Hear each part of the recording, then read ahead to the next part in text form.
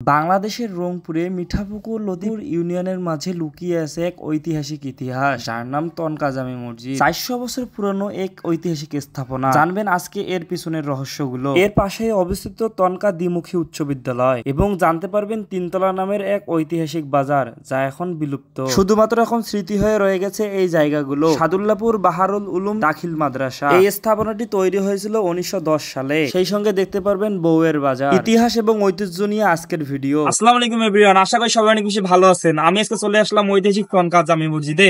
আপনারা আজকে দেখতে পারবেন ঐতিহাসিক এই তনকা জামে মসজিদ এবং জানবেন কোথায় অবস্থিত এই তনকা জামে মসজিদ। সেই সঙ্গে ঘুরে দেখাবো তনকা মসজিদের আশেপাশের স্কুলগুলো। তো চলেন শুরু থেকে শুরু করা যাক আজকে সেই ঐতিহাসিক ভিডিওটি। So let's go.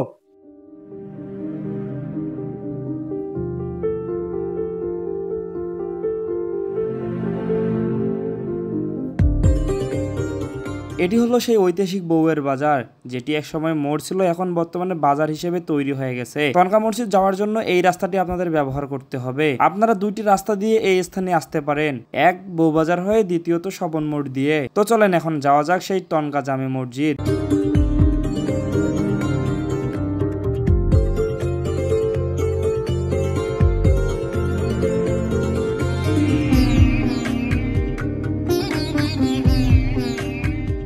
তনকা জামে মসজিদ মুঘল আমলে স্থাপিত কৌশলে নির্মিত হয়েছে এই তনকা জামে মসজিদ। মসজিদের আশেপাশে বেশ কয়েকটি মাজার ও একটি বিশাল পুকুর রয়েছে, যা স্থানটির ধর্মীয় ও সাংস্কৃতিক গুরুত্বকে আরো বাড়িয়ে তুলেছে। মসজিদটি অবস্থিত রংপুর জেলায় মিঠাপুকুর উপজেলার লতিপুর ইউনিয়নের নিঝাল মৌজায় অবস্থিত। ঢাকা রংপুর মহাসড়কের জায়গির বাস স্ট্যান্ড থেকে পশ্চিমে প্রায় 7 কিলোমিটার দূরে অবস্থিত এই তনকা জামে মসজিদ। এখানে অটো বা রিক্সা ভ্যানে পৌঁছানো যায়। মসজিদটি মুঘল আমলে কৌশলে নির্মিত হয়েছিল। এর স্থাপত্য শৈলী ও নকশা মুঘল আমলের স্থাপত্যের সাথে সাদৃশ্যপূর্ণ। এক সময় এই মসজিদে ফাটল দেখা যায় এবং তারপর পুনরায় নির্মাণ করা হচ্ছে এই মসজিদটি, যার কারণে এখন আরো বেশি মানুষের ভালো লাগা কাজ করতেছে। সেই সঙ্গে এই মসজিদে মহিলাদের নামাজ পড়ার জন্য সুব্যবস্থাও রয়েছে, যা শুক্রবারে আপনারা এসে নামাজ পড়তে পারবেন। তাহলে চলেন ঘুরে দেখা যাক এই মসজিদটি।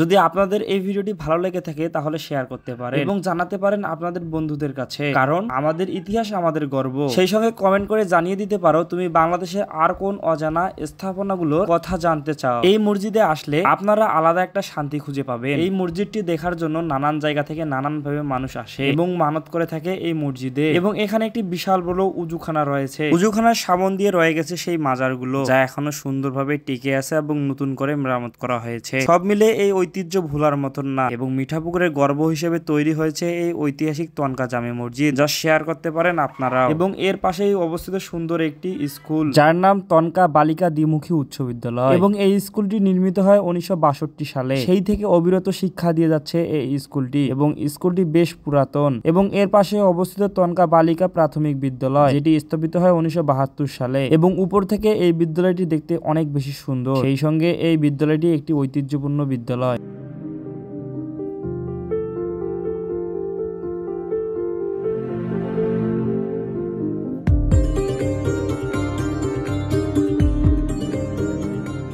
এই মসজিদটি ঘিরে তৈরি হয়েছে একটি সুন্দর বাজার, যে বাজারটি পুকুরের উপরে নির্মিত। এই বাজারে সব সময় দেখতে পারবেন নানান ধরনের ব্যবসা এবং মানুষের থাকে সব সময় কোলাহল।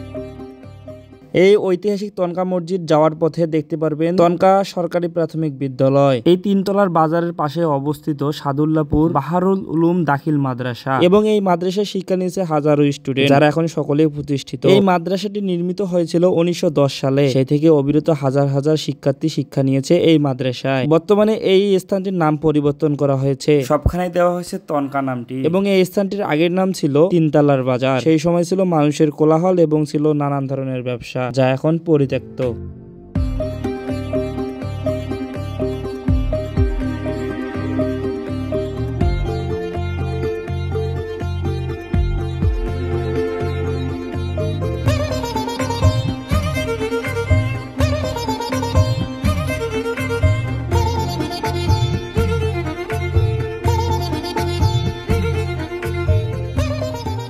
এই ছিল আজকের ভিডিওটি ভালো লাগলে লাইক দিবেন, কমেন্ট করবেন এবং জানিয়ে দেন কোন স্থানের ভিডিও চান আপনারা। দেখা হচ্ছে আপনার এলাকা নিয়ে। ভালো থাকবেন, সুস্থ থাকবেন। আসসালামু আলাইকুম। অবশ্যই শেয়ার দিবেন।